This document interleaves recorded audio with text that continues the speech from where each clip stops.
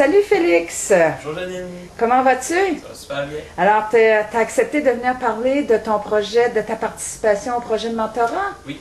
Bon. Je dirais, c'est en septembre, quand tu es rentré, il y a un enseignant qui t'a proposé de suivre un cours complémentaire sur le projet mentorat. Premièrement, moi j'étudie en éducation spécialisée. C'est-à-dire qu'un projet de mentorat, c'est un cours complémentaire qui est directement relié à ce que je veux faire plus tard. C'est de la relation d'aide. Ça veut dire que c'est sûr que ça va tout de suite intéresser. Il y a aussi l'idée qu'elle me parlait que c'était des présentations devant des classes. Puis moi j'aime parler, j'aime être devant du monde, donc ça m'intéressait. Et je trouvais le projet intéressant parce que la transition entre le cégep et le secondaire, c'est difficile. Puis pouvoir aider du monde parce que ce soit plus facile, c'est très intéressant. Quelle action pour toi a été le plus significative, puis pourquoi? Selon moi, l'action la plus significative a été d'aider du monde en première année de notre programme. Parce que leur problème était réel, il était concret, il était déjà là, et c'était quelque chose qui n'était pas loin pour moi, mon intégration au cégep, à date d'il y a 1 an. C'est-à-dire que c'était dans ma tête, les difficultés qu'ils avaient déjà vécues, c'était pas si loin que ça de moi. Puis c'est là que j'ai pu, je pense, donner les meilleurs conseils, exemples, puis leur montrer que oui, c'est possible que tu aies des difficultés, j'en ai eu, puis pourtant, je suis en 2e année de mon programme, puis je suis toujours au cégep. Est-ce que ça t'a fait prendre conscience de diverses difficultés que les étudiants rencontrent lorsqu'ils arrivent au cégep? Oui, parce que moi, j'ai eu des difficultés, mais se sont rapidement réglées parce que je suis une personne relativement organisée, puis j'étais très motivé dans mon programme, mais j'ai rencontré qu'il y avait des jeunes qui ne savaient pas vraiment où est-ce qu'ils s'en allaient pendant que je faisais les rencontres au secondaire. Puis ça, c'est quelque chose que moi, j'ai toujours su où est-ce que je m'en allais. C'est-à-dire c'est quelque chose que j'ai été obligé de m'adapter. Puis vu que j'étais toujours organisé, il a fallu que je m'adapte à, OK, eux, ils ont de la misère à s'organiser. OK, comment je peux les aider? Comment je peux les aider à trouver un truc facile puis qu'ils ont envie d'utiliser tous les jours pour réussir. Lors des activités mentorales, tu as eu à rencontrer des étudiants de ton programme. Oui. Comme mentor. Ça semble avoir eu du plaisir. Oui, c'était très plaisant. En quoi c'était plaisant et quelle aide as-tu apporté? Ce qui était intéressant, premièrement, c'est que c'est du monde qui, à la base, ont les mêmes intérêts que moi. La base, parce que les 3 que j'ai suivis sont toujours dans le programme, malgré leurs difficultés. Ils ont décidé de poursuivre, ce qui est déjà intéressant. Ça veut dire que les 3 ils ont déjà des valeurs en rapport avec moi, vu qu'ils sont dans le même programme que moi, ils ont des idées. Puis c'était le fun de les écouter. C'était le fun de voir toutes les difficultés qu'il y avait. Puis c'est des difficultés très louables. C'est des difficultés à quitter son milieu, difficultés dans l'organisation, difficultés dans le nombre d'heures de cours par rapport au nombre d'heures et à la charge de travail qu'il y a au secondaire. Puis c'était le fun de les aider. Puis c'était des problèmes, mais c'était des problèmes pas facilement réglables, qui avaient des solutions concrètes. C'était le fun. Est-ce que j'ai cru percevoir que tu avais aussi poursuivi une relation avec ces étudiants-là? Quand j'y croise, souvent on continue de se parler, mais un bon moment là. Puis des fois, certains, quand ils ont des problèmes, ils demandent encore de l'aide quand même pas. Alors oui, la relation est restée après les 2 rencontres nécessaires. La relation est restée, puis on a encore une bonne relation.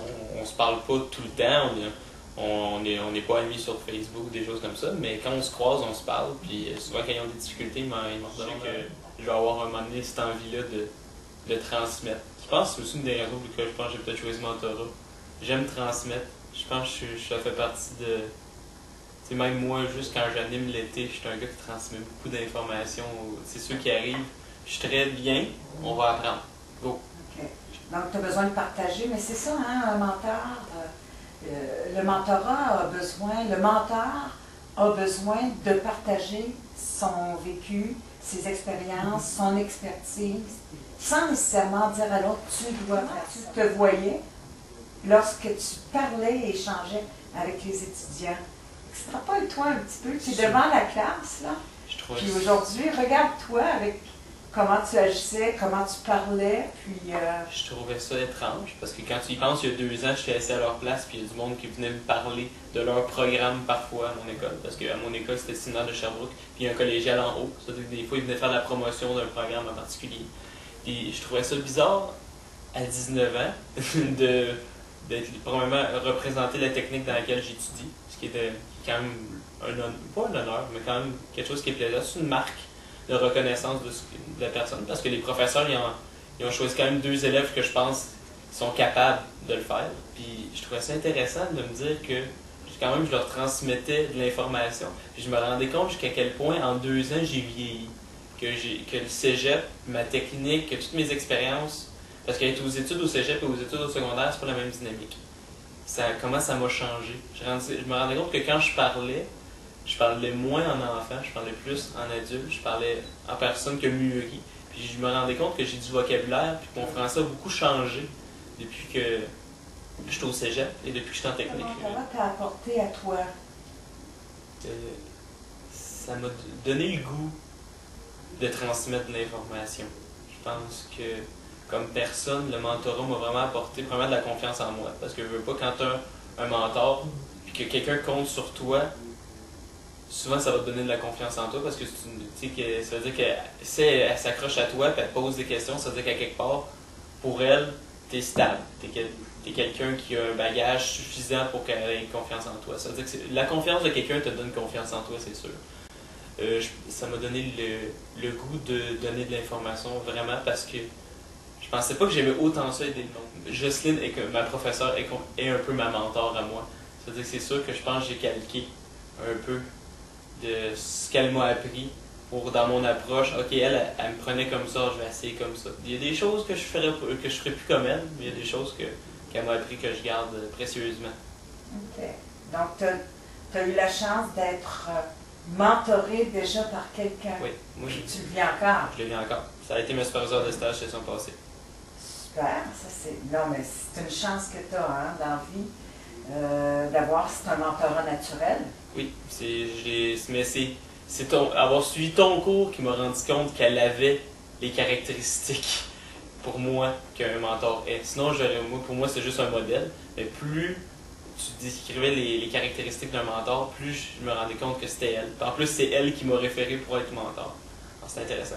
Je trouve ça... C'est une belle reconnaissance, en tout cas. Hein? Je trouve ça très le fun. Donc, j'ai vraiment aimé ça. Okay. Le mentorat, c'est prévenir le décrochage. C'est donner des outils supplémentaires et aller chercher les personnes avant qu'ils décrochent. S'il y avait eu un mentor ou s'il y avait eu quelqu'un qui les avait guidés ou qui les avait donné la petite push qui t'empêche de faire non, check, je te retiens, reviens, tu vas être capable de. T'es pas obligé de décrocher, tu as juste à changer de programme, tu as juste à.